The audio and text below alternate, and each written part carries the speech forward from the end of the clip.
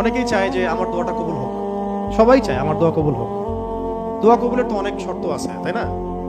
অনেকগুলো আমল আছে, শর্ত আছে, অনেক সময় আছে, এগুলো মোটামুটি আপনারা জানেন। তো একটা বিষয় আমি বলছি আজকে, একটা দোয়া আছে যে দোয়াটা, যে কথাগুলো দোয়ার শুরুতে বললে এই দোয়াগুলো কবুল হবে ইনশাল্লাহ, এই বিষয়ে আপনি নিশ্চিত থাকতে পারেন।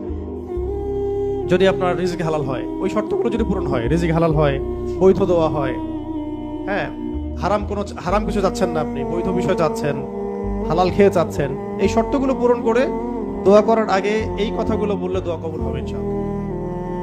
আমি তো আর বলতে পারবো না 100% কবুল হবে, এটা তো আমার পক্ষে বলা সম্ভব না, কিন্তু সবচেয়ে শক্তিশালী যে ওসিলাগুলো দোয়া কবুল করানোর জন্য, সেটা এটা একটা। আমাকে যদি বলেন যে সব আপনার জানা মতো সবচেয়ে বেস্ট ওসিলা কোনটা দোয়া কবুল, আমি বলবো এটাই।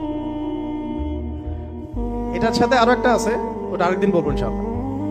এটা সেটা হচ্ছে আপনি আল্লাহ রাব্বুল আলামিনের এই একত্ববাদের ওসিলা দিয়ে দোয়া করবেন। আল্লাহ পাকের এই তাওহীদের ওসিলা দিয়ে, একত্ববাদের ওসিলা দিয়ে দোয়া করবেন। এইভাবে বলা, পরে শুনে আপনারা মুখস্থ করে নিয়েন। দোয়া করার আগে আল্লাহ পাকের প্রশংসা করা, আলহামদুলিল্লাহটাও আল্লাহ পাকের প্রশংসা, এবং রাসূল সাল্লাল্লাহু আলাইহি ওয়াসাল্লামের প্রতি দরুদ শরীফ পড়া একবার, অন্তত একবার, চাইলে আপনি অনেক পড়তে পারেন। এরপরে যে বিষয়টা আপনি চাচ্ছেন তার আগে বলা যে আল্লাহুম্মা ইন্নী আসআলুকা, আল্লাহুম্মা ইন্নী আসআলুকা বিআন্নী, আগে বলে নেই, আল্লাহুম্মা ইন্নী আসআলুকা বিআন্নী আশহাদু আন্নাকা আনতাল্লাহ লা ইলাহা ইল্লা আনত আল আহাদ as-সামাদ alladhi lam yalid wa lam yulad wa lam yakul lahu kufuwan ahad।